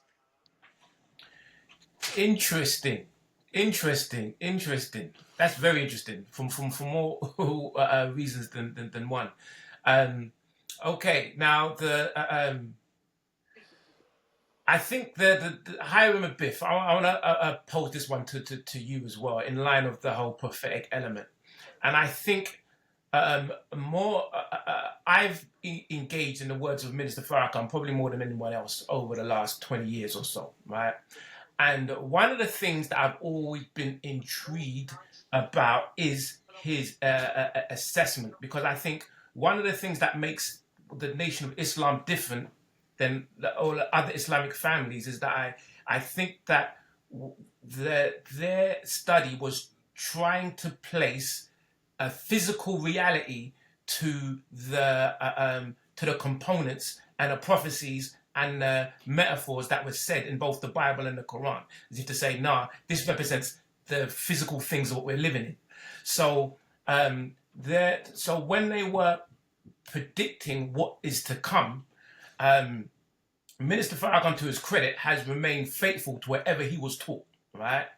And times where he was teaching certain things, even I, as someone that listened to him, would say, "Oh, I think you're a bit off. You're a bit off there." You know what I mean? Like he would speak about the fall of America and talk about the decline of the dollar and how impoverished the world would be as a result of the decline of American standing. And when you grew up in the 90s and in the world in the 90s, the power of the United States was such you can really ever see that really happening, right? That the the value of the dollar would be so little that people won't be able to buy anything. And then he would always say that, you know, there's 6 months you need to have for food and water to make sure, like all of these things he would say. I said, I really can't really see that happening, but I appreciate you saying it, but I couldn't see that happening.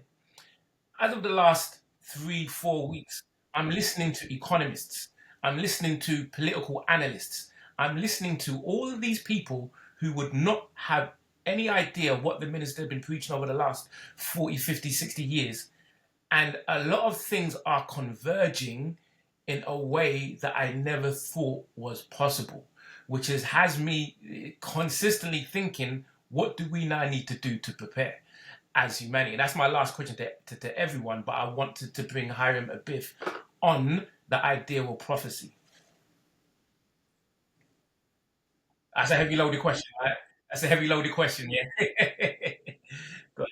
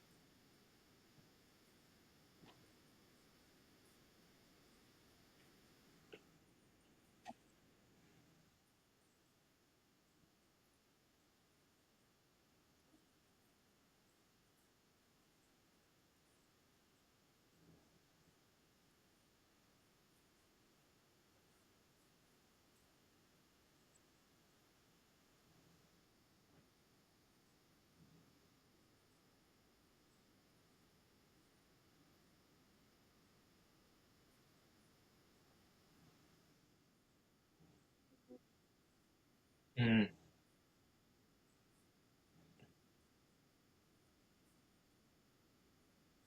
mm,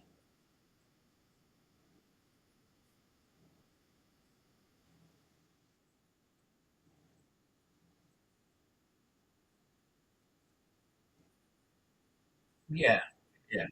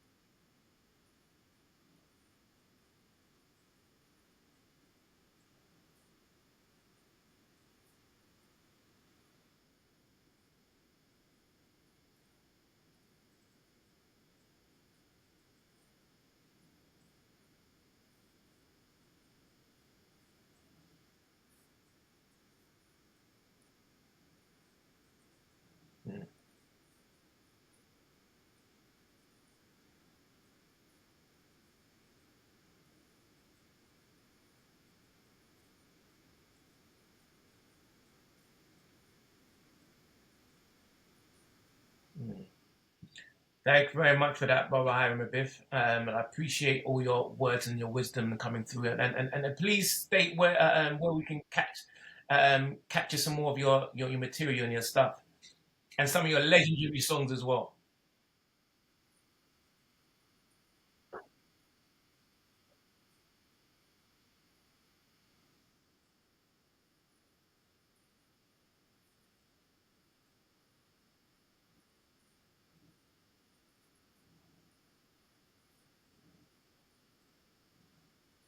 Appreciate that, King. Um, all right, Sister Aisha, what's your departing words of wisdom and from your own foundation, some of the wisdom for humanity in this time that we're living in? Well, first, I just like to say it's been such an honor being on this. I've learnt so much, and I'd love to hear from you guys again because yeah, it's been very enlightening and very thought provoking. But what I would like to see, I think, I'm not going to go into it too much, but I do feel like there's this sort of like discord between Black people and Arabs, like they're against each other for some reason, and I just like to see more unity. And I don't know if it's because I'm half Black, half Moroccan, so it's like I'm proof that when they come together, there's love. Do you know what I mean? Mhm. Um, That came out a lot during the African Nations Cup as well, right? Yeah, That's yeah, when yeah. I saw. I didn't even realize it. I was like, since when do Black people hate Moroccans so much? Like, and Mm, it's not even Moroccans. It's the whole. It's like the things that they're talking about. It's not even football anymore. Now it's come back to like, Moroccans aren't even real Africans, and Arabs enslaved us, and it goes into that. And I feel like I would just like to see more unity because like even like with the whole Palestine thing, at first everyone saw it from a humanity perspective. But then after a while, it was like a lot of Black people were like, oh, we should start supporting our own people, man. What about Congo? What about Sudan? And don't get me wrong, mm, speak up on all oppression.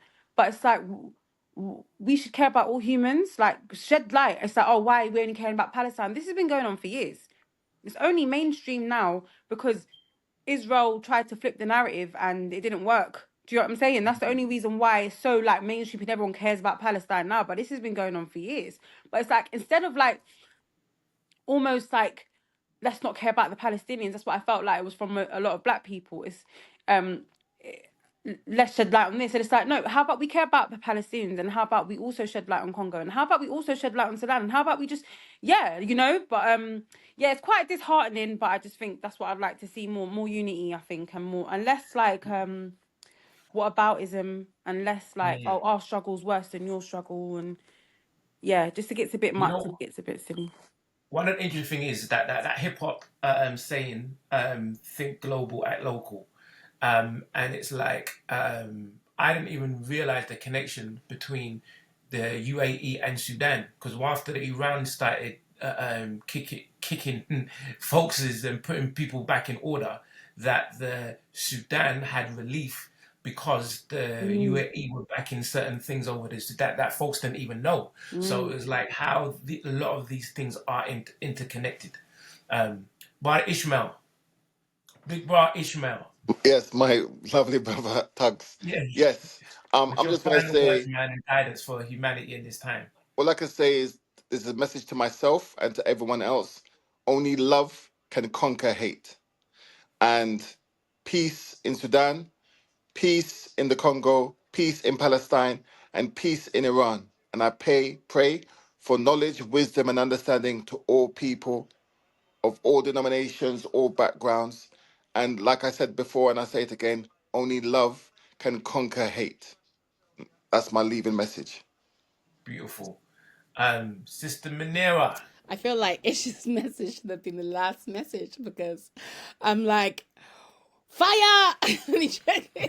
Only joking.